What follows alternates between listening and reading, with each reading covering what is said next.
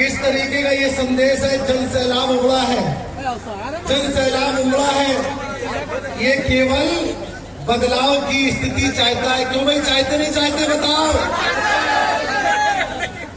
जरा, कितने लोग ये बताओ यहाँ से जो गए हैं, कभी क्या आपके बीच में आए हैं जो इसके पहले थे? अब ये आपकी बहन है, किसी की बेटी है, किसी की बहन है, हम सब की बहन और बेटी भी है और किसी की बहू भी है।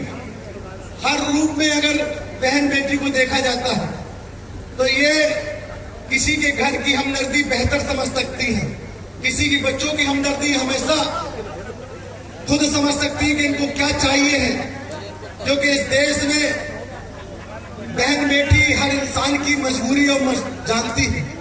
इसलिए इस विधानसभा से हमारी नेता बहन कुमारी माइती जी ने, वो भी हम सब की बहना है, उन्होंने भी यहाँ इस प्रदेश विधानसभा में एक बहन को अपना आशीर्वाद दे के हमें संदेश के रूप में यहाँ भेजा है और अपना आशीर्वाद दिया इस विधानसभा का इनको प्रभावी और आने वाले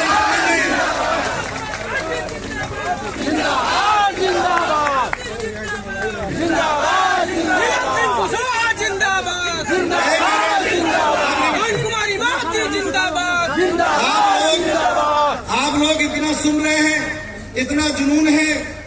ये लोग वो लोग हैं जिन लोगों ने इस विधानसभा में जिनकी सरकार है। आज किस बड़े पैमाने में देख रहा था कि यहाँ रोड खड़ंजे तक कहीं बनी नहीं थी, हमारी गाड़ी भी घुसना मुश्किल हो गई थी। मैं आपको बता दूं, बहुजन समाज पार्टी की सरकार बनने दो। अरे भाई श्रद्धा सुमन अर्पित करते हुए शिक्षा का अवैध दरवाजा खोलने वाले महात्मा ज्योतिबा फूले, सावित्रीबाई फूले, छत्रपति शाहूजी महाराज, भारत को संविधान और नारी को सम्मान देने वाले परम आदरणीय बाबा साहब भीमराव अम्बेडकर के चरणों में नमन करते हुए वाम से PS4 और बहुजन समाज पार्टी के संस्थापक, चार बार मुख्यमंत्री रह चुकी आदरणीय बहन कुमारी मायावती जी की रीतियों, नीतियों और उनकी लंबी उम्र की कामना करती हूँ। आज मधुबन की इस विधानसभा के दरगाह ग्राम में साथियों, जो कि मेरा निवास स्थान भी है, मैं अपने पूजनीय पिताजी स्वर्गीय डॉक्टर रमाशंकर वर्मा जी को भी नमन करती हूँ।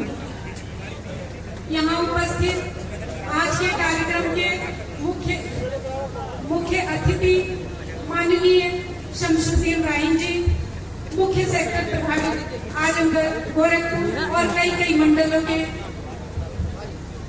मुख्य कोऑर्डिनेटर प्रभारी अध्यक्षता कर रहे, आज के कार्यक्रम की अध्यक्षता कर रहे माननीय हरीश चंद्र गौतम जी, मुख्य सेक्टर प्रभारी आजमगढ़। विशिष्ट अतिथि माननीय डॉक्टर इंदर राम जी, मुख्य सेक्टर प्रभारी आजमगढ़।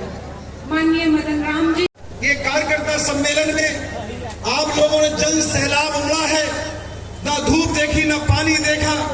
जिस तरीके से आप डटे रहे, इसका मतलब कहीं ना कहीं आपको परिवर्तन का लहर जाग चुकी है, परिवर्तन करना चाहते हो। और परिवर्तन पहले रानी के पेट से राजा पैदा होता था, आज आपके वोट से राजा बन रहा है। ये परिवर्तन बाबा साहब की देन है। इस परिवर्तन को आप कैसे करोगे, ये हमसे बेहतर आप समझते हैं। इस देश और प्रदेश के अंदर जो सरकारें चल रही हैं, हमसे बेहतर आप दर्द को महसूस कर रहे हो, हमसे बेहतर आप सोच रहे होंगे, क्योंकि इस देश और प्रदेश में जो सरकारें चल रही हैं, मैं इसके पहले भी जानना चाहता हूं। आपको शायद जानकारी होगी कि जब उत्तर प्रदेश में सरकार 2012 के बाद 2017 के बीच में जो सरकार चल रही थी, समाजवादी पार्टी के युवराज चला रहे थे सरकार। उनने सरकार 5 साल कैसी सरकार चलाई? समाजवादी पार्टी के युवराज तो केवल परिवार में ही सरकार चलाते रहे, जनता की सरकार की तो उनको सुध भी नहीं आई। परिवार की सरकार चलती रही,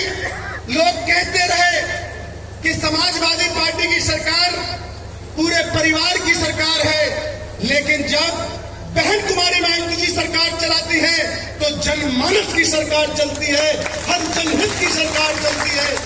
इसलिए मैं आपसे कहना चाहता हूं, जब 2012 से 17 के बीच में जो सरकार चली, जिस सरकार ने वादे करे थे, लोगों से तुलवाने वादे करे थे, आज भी वो सरकार बनाने की हलचल मचा रहे हैं। आज भी वो सरकार बनाने की हलचल मचा रहे हैं।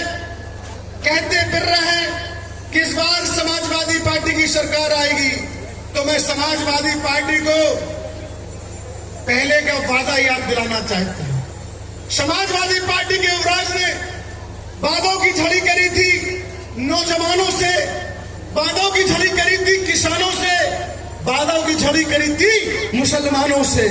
ये तीनों को बेवकूफ बनाने का काम समाजवादी पार्टी ने कहा था कि किसानों, हम तुम्हारे कर्जे माफ कर देंगे, तुम्हारी लाइट पानी फ्री कर देंगे। कहा था नहीं कहा था, बताओ आप। उसके बाद नौजवानों से कहा था हम तुम्हें बेरोजगारी भत्ता दे देंगे, और मुसलमानों से कहा था हम तुम्हें 18% आरक्षण दे देंगे। आप बताओ, क्या नौजवानों को बेरोजगारी या रोजगार मिला? उसके बाद किसानों की लाइट पानी फ्री हुई? बताओ जरा आप लोग, हुई? उसके बाद क्या कर्जा उनने माफ किया? तो क्या मुसलमान को 18% आरक्षण मिला? ये केवल बेवकूफ बनाया, बेवकूफ बनाते ही अपनी सरकार बना ली, और जैसे ही सरकार बनी वैसे ही पूरे प्रदेश के अंदर गुंडे और अपराधियों की बाढ़ पूरे प्रदेश में बहने लगी। अगर मैं सही कह रहा हूं, गलत करूं, बता दो आपको। ये कार्यकर्ता सम्मेलन है, बहुजन समाज पार्टी के तत्वाधान में कार्यकर्ता सम्मेलन हो रहा है। क्या उद्देश्य है? उद्देश्य आप समझ सकते हैं, जब राजनीतिक कार्यकर्ता सम्मेलन राजनीतिक समय आता है तो आप तो कुछ समझदार हैं, समझते हैं इस चीज़ को। तो इसलिए हमारी बहुजन समाज पार्टी, जो लोग कह रहे थे कि दिख नहीं रही है, अब आप लोगों के माध्यम से और जनता के माध्यम से आप सब समझदार हैं, देख रहे हैं जन सैलाब किस तरीके का संदेश दे रहा है, तो हमसे बेहतर आप समझ सकते हैं। तो क्या किसी का टिकट भी फाइनल हुआ है क्या? है अभी प्रभारी बनाया जा रहा है हमारे यहाँ। देखिए, अभी कोई नोटिफिकेशन तो जारी हुआ नहीं चुनाव का, जो टिकट की घोषणा प्रभारी बनाया जाता है हमारे यहाँ, और आने वाले समय में उन्हीं को प्रत्याशी बनाया जाता है। किसको बनाया गया प्रभारी? अभी हम मंच पे बताएंगे, आप सुन लेंगे। अभी क्यों पहले से गिरवा रहे हैं? मैं आपसे कहता रहा हूँ, 10 मिनट के बाद मैं खुद ओपन कर दूंगा। हम तो केवल संदेश लेके अपनी राष्ट्रीय अध्यक्ष बहन कुमारी मायावती जी का, अपनी बहन जी का संदेश लेकर आए हैं। जो संदेश लेकर आए आपके सामने, आपके समक्ष पेश करेंगे, और जो जनता भी सुनेगी। अगर हमने आपको बताया तो ये लोग कहीं पहले इनको बता दिया, हम क्यों रखे रहे? 2022 में 5वीं बार इस देश के सबसे बड़े प्रदेश की बहन कुमारी मायावती जी मुख्यमंत्री बनने जा रहे हैं।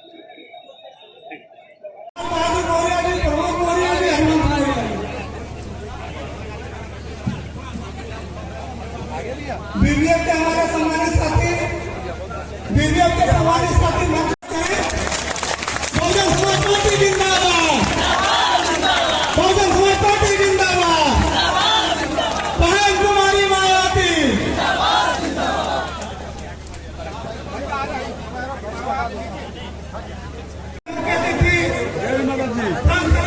श्री संतोष नायक साहब का आज के कार्यक्रम का विशेष अतिथि श्री हरिश्चंद्र गौतम जी का, माननीय डॉक्टर इंदिरा मैम जी का, माननीय मदन मैम जी का, माननीय मुख्य अतिथि जी का,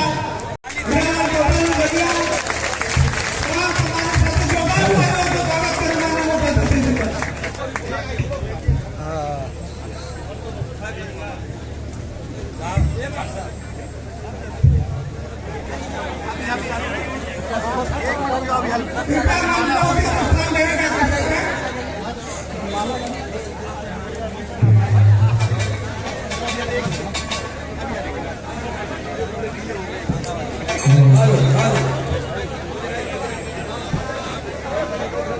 हमारे साथियों, कई व्यक्ति गुप्ता जी, हमारे नरेंद्र भैया जी, संतोष जी, मानवता से रास्ता का चित्र को समझ करें।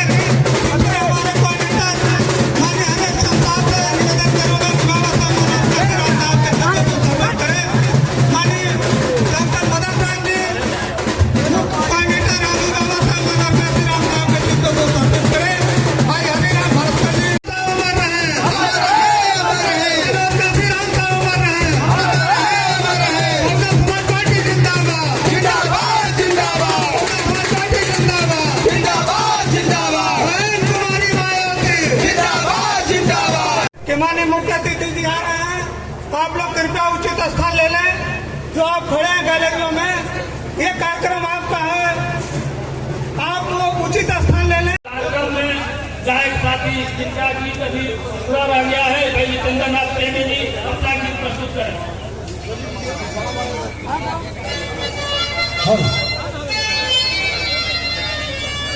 बहुत स्वागत करता हूं। आप लोग मंच पर उचित स्थान लेकर आप लोग बैठ के काम करें। मंच पर अन्य साथियों से आग्रह करेंगे कि मुख्य अतिथियों को, सेक्टर प्रभारी लोगों को बलिया आजमगढ़ मऊ के साथियों को सम्मान देते हुए और अपने जनपद काफी विधानसभा का लोग केवल 2 लाइन और कहेंगे आप। इसके बाद अभी 2 कलाकार बाकी रहे, उधर मैं जाना नहीं चाहता, लेकिन मैं आ रहा हूँ माननीय विधानसभा अध्यक्ष जी आपको तरफ।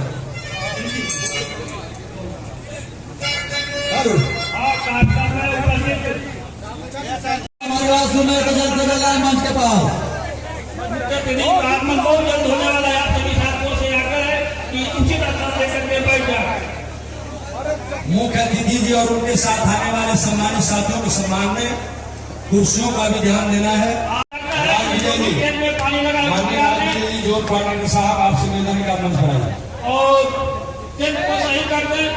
टेंट के साथ ही साहब के साथ आए हैं, ये लोग अपना स्थान ले लें। कुर्सियां आपके सामने दिखाई दे रही है। मैं हाथ जोड़ के निवेदन करता हूं संदीप बाबू अपने साथियों को लेकर के इनको साथियों से आग्रह है कि उचित स्थान लेकर के बैठ